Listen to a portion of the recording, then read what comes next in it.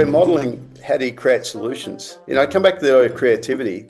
Creating solutions in the world, I think, is a key skill that isn't taught at school. It's almost discouraged. You're discouraged from getting things wrong or being, going out on a limb. And I think that's the most important trait now. It's almost the courage to be creative, because if you've seen, I don't know, there's a lot of cowards revealed in the last 5 years, and there's also a lot of heroes emerged, and a lot of warrior mums. I love these, like you guys, like you get there and they just find some power in them that goes, no, not on my watch, not to my kids.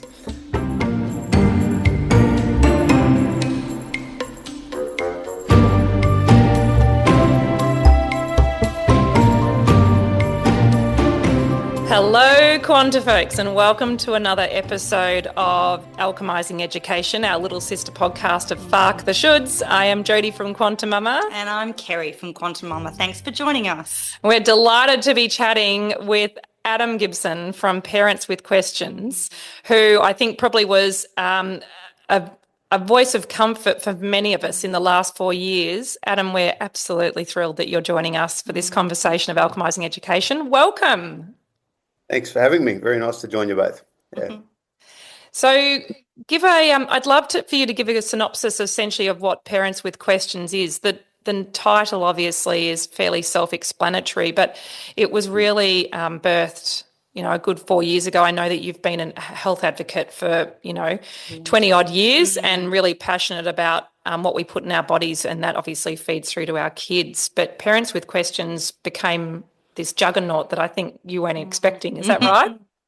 It was snowballed somewhat. Yeah, it was really it started just as my attempt, and the short version was just my attempt to interrupt the dominant narrative around, safe and effective, take this experimental drug, particularly obviously during the COVID rollout. And I was just, as a parent, I was just horrified that we were going to give a generation of children something that was literally, straight off the shelf experimental, and had every evidence at that point, even then, early on in the adult population, the side effects were so horrendous and so prevalent that no way, we can't give this to a generation of kids.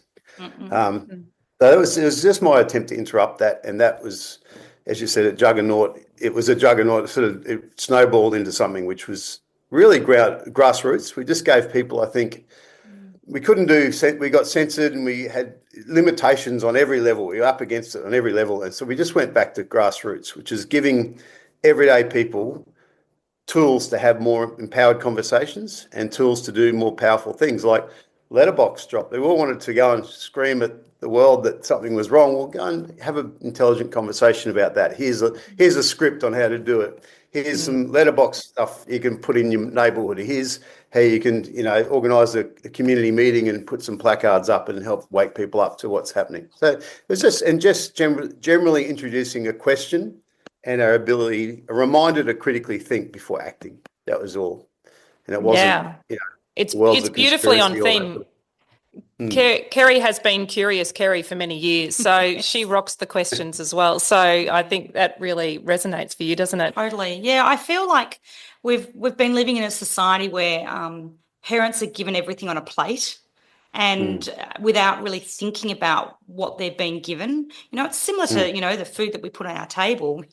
We just don't even think about what's in that food or where it's come from and how long it's been sitting there, and, how long ago it was actually cut and put into a refrigerator before it actually landed on in the supermarkets or wherever it was to then enter the family table. So I'm really big on just asking questions and getting curious about just what does it mean if we take that step or we take that action or we have that thought. We just need to open up our minds to lots of new possibilities, because we've just had it all created for us, and it's not perhaps got it in the right spot. By convenience to keep us busy and dumb. Yep. Yeah, and so the power of just a simple statement like Parents with Questions is, I just think the ripple effect of even those words is incredibly powerful. Yeah. What I was really keen to talk with you about is that obviously you're a father of 3. I've got 4, Kerri's got 2, and so we've all got these families of incredible humans that we are trying to shepherd through the world in what feels like a large degree of uncertainty these days. And I think one of the things that I really love is that are really starting to focus on how to raise incoercible children, whichever. Obviously, English is not my forte, but children that can see through the BS and perhaps have a greater connection with their own inner compass. And I would just love to hear what that's like for you with raising your kids in that space whilst navigating institutions, because I think that's a pretty common thing for a lot of parents to try and walk that tightrope. Yeah, look, it's a big one, and it's not an easy one either for everyone because everyone's got different circumstances, and I'm very aware, single mums or single parents trying to raise kids, it makes it a different thing again. And there's a whole bunch of reasons there, and when two parents have different opinions of what's happening in the world, that can be very hard and so on. But look, the fundamental for me, obviously, is that we look at the institutions we talked about, we've trusted and got to know all our lives and sort of tended to rely upon, like the government and the media and the banking system and the medical system and big pharma and big food. We've realised that none of them should be trusted the way we have always trusted them. To whatever degree, whether you believe in, the lizards are running the world or it's simply just corporate greed, they clearly don't have our best interests at heart. And they're prepared to put profit over people. So in that environment, why the hell would we trust a criminal organisation that is prepared to, let people suffer for the sake of profit? And you can apply that to any industry you want, I guess, in this conversation. So it takes that level of comfort away, and therefore, and that level of, just be compliant, just be comfortable, be, conform with everything. It's like that model no longer applies because it literally can endanger your life. Yeah. Like that's how I see it now. It's simple as that. It's like, this can kill you, this stuff. So why the hell would you follow it if it can kill you? And if they clearly don't care about what effect it has on you, beyond a certain level of lip service. So in that environment, that's what we find ourselves raising children in. Yes. So my question is, what type of children who do we need to raise in order to not only survive in that, but thrive in it? I don't just want survival for my kids. I want them to have amazing life. The way we've been given that. We've been given a great opportunity to live that way. And I kind of see everything coming down on our generation of kids. So from my point of view as a parent, I go, well, either I do something about it or I'm going to be handing them a big shit sandwich they have to eat themselves. Absolutely. It's kind of like that. So it's, my idea around this is like we need to teach kids not to fight the system, but just to have courage again. You can't teach courage as much as model it, but they need to have courage in themselves. They need to have critical thinking versus compliance, and creativity again over conformity. We need to encourage kids to have the courage to be creative, to go and start businesses and get things wrong and make mistakes rather than do as you're told, get a job, put your head down, stay safe, safe and effective, stick your mask on and shut up and do as you're told. That's not a model that is, any way valid anymore. So yeah, that's really where I'm left with is how do we just bring a generation of kids up that have a consciousness around these things that's far greater than ours. That's really, like I always believe you've got to give, X generation, you should give them a better pedestal to stand on. And ideally they can stand on the shoulders of giants as us as the giants. So I want not just my kids, but a generation of kids with a consciousness above ours, because let's be honest, our generation allowed this shit show to happen. And I'm sorry about the language, but it is like it's our responsibility. It's on our comfortable watch. We are all asleep at the wheel, and this stuff has happened under our feet. The food system's poisoned with glyphosate and all the other garbage they put into it. Our kids are becoming sicker. There's a chronic disease crisis that is unbelievable. It's like this is the real pandemic, is the chronic disease in our kids, obesity, diabetes, et cetera. Now there's, kids with vaccine injuries with myocarditis and things. It's outrageous when you really dig into it. And I guess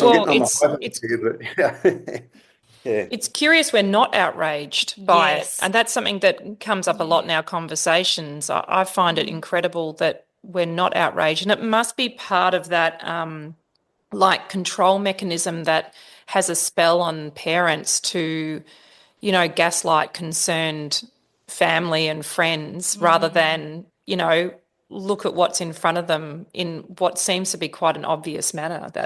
Yeah, and I kind of think that, you know, as parents, we've given up our own power of, you know, how we raise our kids, because we have given it over to people who we feel have more knowledge.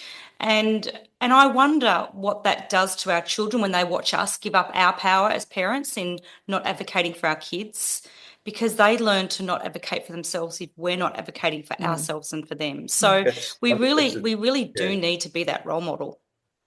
It's absolutely, I think the biggest stumbling block for most people is it requires modeling this stuff. You can't teach someone and say, you kids go be courageous, I'll be a gutless wonder. That doesn't work, you know, and modeling it is tricky, and it takes big decisions and sometimes not easy ones, you know. You can't say, oh, well, it's safer to stay in my job and, you know, all that. It's like, maybe you got to take the plunge and go, no, I'm going to cut ties with what it no longer aligns with me. You know, there's some big decisions that need, and it's not about fighting in the street. It's about speaking your truth in front of, you know, and I see a lot of parents, you know, they're all on side with this, but they won't speak up in public around what they believe. And I'm like, well, what are you modeling to your kids there? That's right. So there's some simple steps you can take, which I think has more, you know, I know there's conversations about schooling and education, but I think that modelling is far more powerful than any school system you can put your kid into, or unschool system or whatever. I think that's the key thing, is be that person and be someone they can, you know, emulate, learn from, later criticise. I'm sure we're getting it all wrong in lots of ways. No doubt. Yeah. Have that sort of foundation of like, well, courage was allowed, and critical thinking was encouraged, and creativity was encouraged, and it was okay to fail, but it was okay to speak my truth. You know, they're the things we want our kids to know, right? Because you know, I always remember during the pandemic, everyone said, "Oh, if everyone just stood up and said no thanks, it would all go away," which is true. But that's not going to happen in our generation, because we're all too bloody brainwashed and comfortable and all the rest of it. But we can encourage that in our next generation. And I think that's what I see, is that the opportunity is for us is to do our kids, hey, you never have to do what you don't want to do again, because you get an opportunity to stand up and do something about it. And that's not because you're angry, it's just because you know yourself. That's sovereignty. That's like, I know my body. I don't need this shit you want to put into me. No, thank you. It's really powerful. Yes. Yeah. It's a challenge to live with, though, as you're raising those souls, though, because we often talk about Quanti Kid 4, who like has come in fierce like that. It just is in every cell of his body. He doesn't know how to be coerced. He just No. You know, I used to joke about the fact that I'd break my kid's spirit so that way I could get on with the parenting job, and he just came in and went, no thanks. And so it's interesting on a day-by-day basis going, okay, the long game is that, you know, we are raising this child that, you know, we'll be able to say no quite confidently. Yes. But really dooley, the daytime stuff that the practical day-to-day is not easy. Yeah, because we've got our own programs, haven't we? Yeah. We've got our own programs that we need to sort of unravel or leave behind, kind of like a backpack on the path. You know, we just have all these little things in our backpack that we're used to, that we're comfortable with, that we know, and to sort of try and leave those behind and create the new is really the only way forward. It's really we can't look behind. Yeah. We can learn from looking behind, but we have to find a way to just create the new, and that's really scary because we've become very comfortable, very, very comfortable in a life of convenience. Absolutely. So how do you support parents to find those questions, Adam? Like, have you got a framework that helps people start asking questions when they don't know where to start? Look, it's I think question everything is a framework. It's like ask, you know. But to be fair, look, parents of questions is we're not out there campaigning against anything anymore. Really, what it's shifted to be, the framework is this, is we're now rebranded this as what the word you used before, uncoercible. And that's not actually a word. It's something I made. It came out my mouth during a Zoom call during the thing, but I just has stuck, right? And uncoercible is like literally, you know, you just can't tell me what to do unless I agree to it. It's simple as that. It's not an argumentative thing, but and the framework, I think, is around building foundation, and that's the foundation, bottom of the foundation, it's not the Maslow hierarchy of needs. It's like first have natural immunity and health sorted. If we've got our health, we've got we're kind of grounded in good decision making and vitality and so on. We're not stuck into a medical system. And the second part of it, the second layer of it, I think, is have as much as possible a financial foundation and some financial sovereignty where you're not, and that can mean either have a savings account or simplify life so you don't need as much money, or it might mean, have a side hustle so you don't feel as reliant on a job that can tell you what to do. Let's have some financial sovereignty and a plan at least. And then have a community around, fly with other eagles, have people around that encourage this conversation and encourage or indulge in critical thinking and courageous behavior and model. Find other people who model the behavior you want your kids to model. They can model from the village as well as us, right? And then, that the next layer up is raising lions and bringing that level of, educational awareness and alternatives, and at least make our kids aware of what the indoctrination looks like so they can deal with it. And then, on the top of that pyramid is the ability then, I think, for a generation to really, Maslow called it self-actualization. I call it finding yourself and living your best life and having a conscious connection to something greater. So I think that's a long answer, but really it's about building those foundations in our families and in our communities in a positive way that gives us sort of almost, it's not like someone saying, here, you're allowed to speak up now. It's like, here's all the foundations of your life sorted. Here's the strength you've just always knew you had. Like mum's lifting the bus off the kid when they needed to. And all that.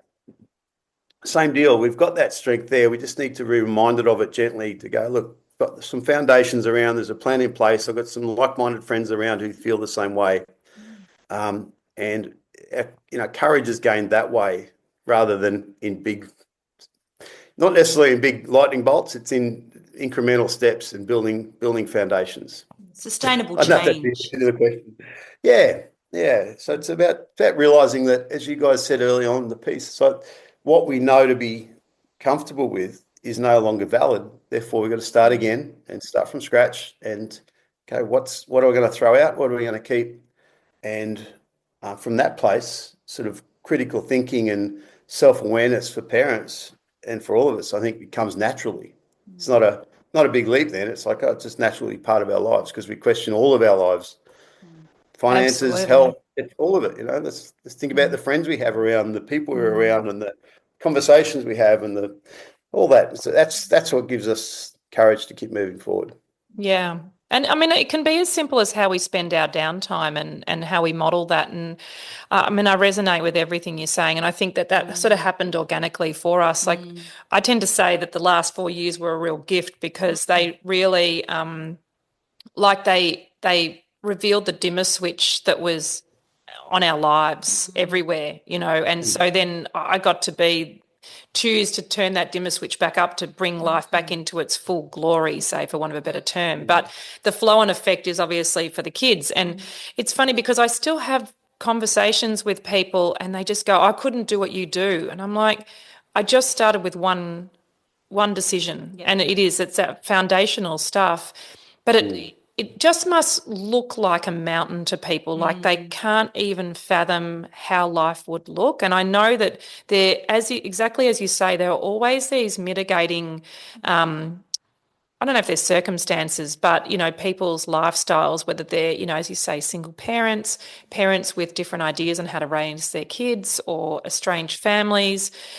But I kind of think that there are always those difficulties in everyone's family, no matter what, even like in mine that looks relatively, harmonious, even though, I do joke about drinking at midday. But, you get what I'm saying, right? Yeah, I get it entirely. That's the reality.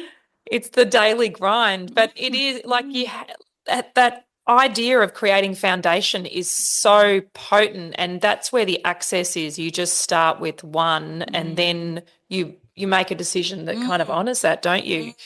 I'm so curious about how, because your kids are in school, right?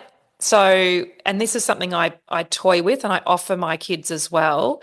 And the thing that kind of makes me not offer it too much is probably what I imagine you're facing, which is the daily negotiation of how kids become or continue to be uncoercible within the school system, and do they get to exercise their nose, or do they make peace with that, and what that's like as a parent? Like, how is that for you? Yeah, it's all brand new for me at the moment because we've been homeschooling for 5 years and had a very different, so our kids have had a very lucky. It's been very traumatic for them in some ways, being dragged out of a school they loved. They're in a Steiner school, and then they went to all these homeschool pods, and it's a hard journey because a lot of parents started off very committed and then they dropped off, and so we've had this patchy sort of 5 years. And long story short, they've gone back into school in its early days. But I think for me personally, having had that time away from it all, has them naturally question everything they're going through now. They're going, why are all the kids eating white bread for breakfast? Yeah. White bread and jam and margarine for breakfast. Like, what the hell's that? They come away, they say that to me, not the other way around. They go, don't people know how unhealthy that stuff is?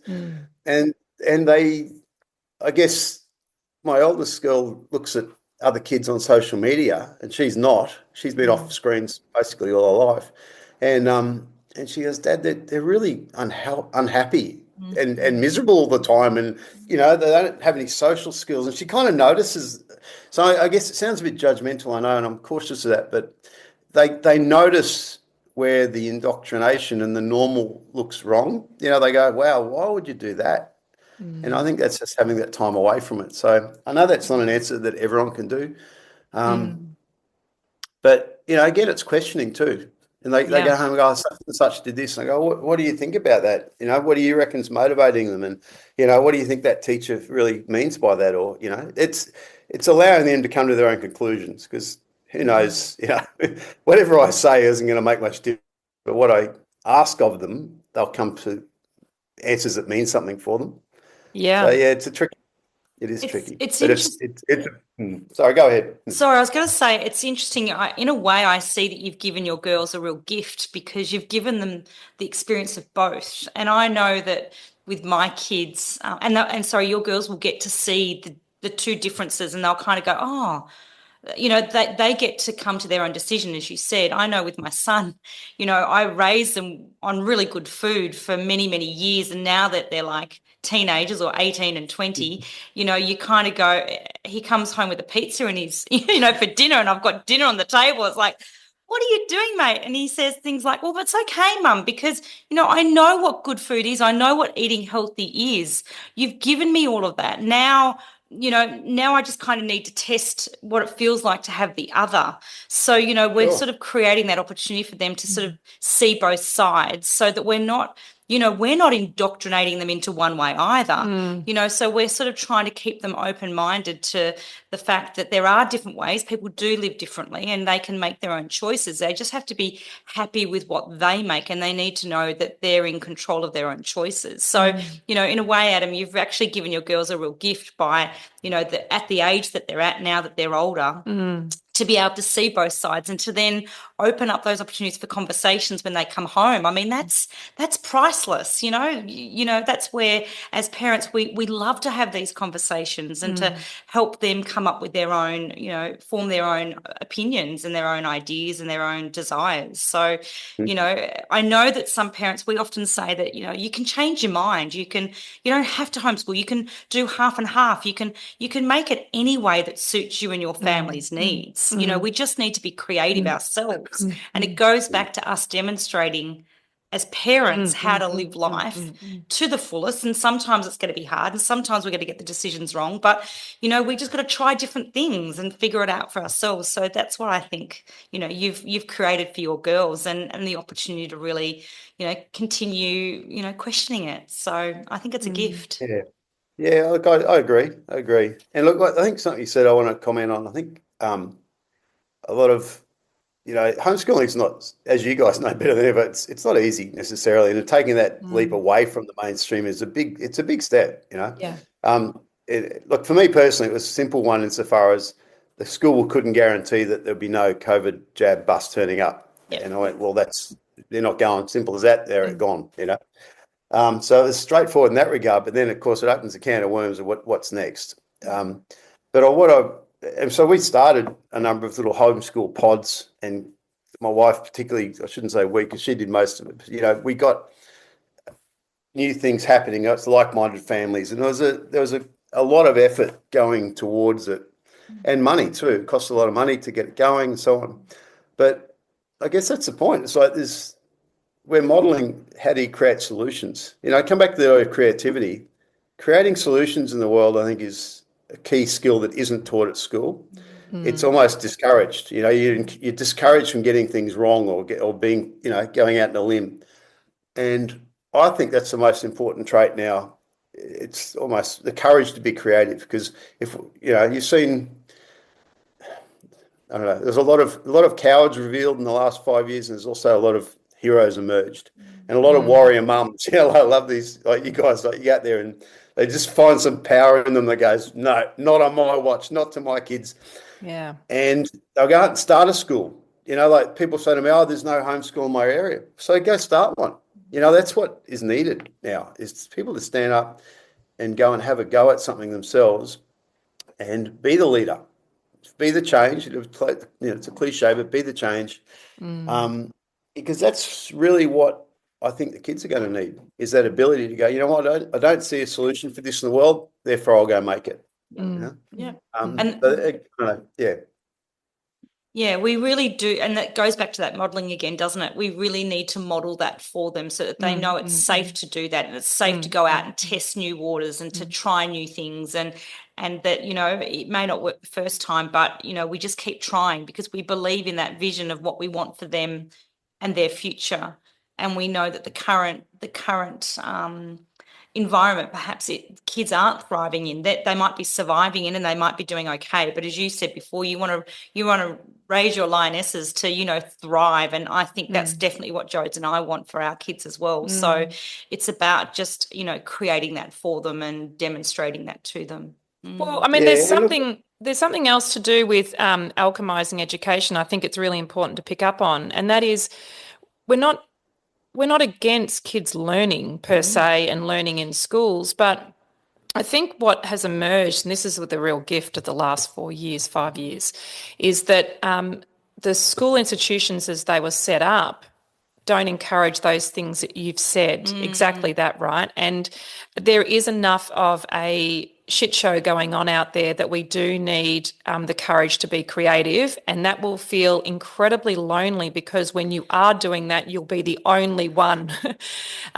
showing up in that creative space, right? Because that's the whole point of creativity, is you create something that you create it into existence because you see the need for it. And that, I think that's where I kind of got offended that we all forgot to check that the institutions that we were giving our children to were conducting themselves in a becoming manner. And because, as you say, it's our generation that dropped the ball, it then became this thing where we just want to send the kids off but not discuss the fact that perhaps it's not actually meeting their needs and allowing them to thrive, exactly as you say. I think there's a potential for kids to thrive in school, but overall, I don't see it. I actually, exactly as you say, I keep seeing these kids that are so emotionally, maybe juvenile is a word for it. It's like they don't have a resilience. There's this pretend resilience where you keep putting them into a traumatic situation and they learn to cope with it, but that's not resilience. Yeah. So I think this is where they're really interesting conversations, and I love the fact that what you did was you snowballed into a movement where people have the courage to even ask, which is the first step. They must look at their current situation and go, hang on, there's something NQR here, and do I have an opinion? And one of the things that I once got gifted, which I love, which is very much along the lines of what you were talking about, is anything less than a yes is a no. And I've used that for my kids because it makes it easier for them to discern what their answer is. They get a clear yes, and anything else is it's a no to that right there and then. And it's a great framework for them. So yeah, just I'm And excited that we're here. Gives Go them on. permission to pursue the yes as well. That's the other part of it. It's like when something's, you get that full body yes. It's like, well, go do it, go pursue it. With all don't let anything hold you back. Yeah. Sorry to cut you off there, Jodi, but it's one thing you said, Kerri, too, which I think is interesting, is that I actually believe that letting everything be safe for the kids now is a problem. I think that's part of our conditioning, is everyone's got to be safe, and it's got to be an easy road, and it's got to be convenient, and it's like, who cares about safe sometimes? I mean, my kids run around with bloody knives and climb big trees and ride big horses and do all sorts of neck breaking type activities, and it makes me nervous as a parent sometimes, but also gives them, I did all that stuff. We all survived it, or most of us did. It's I know it's a bit old school to say it, but like, kids need to get dirty and a bit dangerous and try things sometimes, and it's a good thing. It's not about being safe. And it's the point of being here. Like the very notion that we are here to live a life that is safe and effective is like the ultimate gaslight, right? Because we're here actually, we're here for the bruises and bumps, and I've said this before, I will encourage my kids to do stuff that, does test the boundaries of physics, but technically that is learning as well. But more than that, they're here for that. I don't want to put them in danger, but I don't want them to live a bubble wrapped life where they, leave home at 20 and don't know how to navigate the first pedestrian crossing they come to. Yeah, I've all my years of coaching clients and people in the fitness, and thousands and thousands of coaching clients. And one of the most common things I keep coming back to with people when they're complaining about the bumps as they go through them is like, we don't line up. No one lines up to go on flat roller coasters. No. We're there for the fun. We want the ride. We want to see the ups and downs, and that's what life's about. And I agree. We've had this sort of sanitized, almost domesticated version of life presented to us now, which is what's I think, much as there's some great teachers out there, but school is about giving kids a really sanitized little do as you're told, stay in line, be a bit bored all your life. I mean, who really wants that? I want adventure, and I want my kids to have that. Yeah. And I love that concept that you said about the pyramid, though, because all of those skill sets within that pyramid, you just kind of wonder how much of that did they really learn at school versus how much do they learn through us. And I know I'm going through an exercise at the moment with my daughter around budgeting, and, just what she's gaining through that basic life experience, that's empowering her so that she doesn't get into a position in years to come where she's trapped in a job that she doesn't love because she's got a mortgage, she's got kids at school. She can actually be, as you mentioned, that financial sovereignty to be able to make your own choices along the way. So that I really love that, Maslow's hierarchy of needs, and just remembering that they're the skills we need to give our kids. Yeah, we just need to reassess what it is to actually make it work in this world. So much juice. I think just who you represent for parents is just so powerful, Adam, because you are an example of someone who's asked questions and, is clearly still thriving. And we hope to be that example for people too, that not that it's impossible, but actually you can take the first step, and it might be ugly, it might be in the unknown, but you'll end up somewhere different, and that's the most powerful thing. I'm so grateful for your time today. Thank you. Yeah, lovely to chat. It's a big topic. We could talk about it all day, I know, but it's it's a big one for all of us now. We want to set up our kids to have a life that's far more adventurous and more fulfilling and more conscious and wonderful than ours. It's my wish. Oh, we'll call that a prayer for today. And can I just say, I would be the first one to order a T-shirt that says "No one lines up for a flat roller coaster." All right, I'll keep that in mind. Oh, Adam, thank you so much for joining us. It's been a fantastic conversation. Where can people find you? Okay, there's a podcast called Parents with Questions, which is on all the podcast channels, and that is our main site now is called uncoercible.com. So it's you with UN, uncoercible.com. Join up there, and we have a range of master classes and different offerings there around that pyramid I talked about between health and financial sovereignty and attracting a good community, flying with eagles, around raising lions and alternative education, and around consciousness and around how do we grow and expand in that space. So it's a very broad conversation, but it's all based around empowering families to have the life we want for our kids and for ourselves. I love it. So for the folks out there, start by making that first step to ask questions. We'll put all the links for Adam's fantastic offerings there, and just know, Quanta folks, that you are supported to ask questions. So do it. We can't wait to talk with you again. Hey, Quanta folks. The conversations that we have about alchemising education are underpinned by our amazing Take the Leap course for parents, which is all about deschooling the parents. If you're keen to deep dive more, then check out the QuantiMama.com website and find the Take the Leap course. This course is beautiful because it will give you an opportunity to examine where your programs are, where you're creating limiting beliefs and expectations for your child, and it ultimately frees you to be the best advocate for your child that you can be, and that's all of us can ever want for our children, just to love, nurture and watch them become the most incredible individuals that we already know them to be. So more info, head to QuantiMama.com.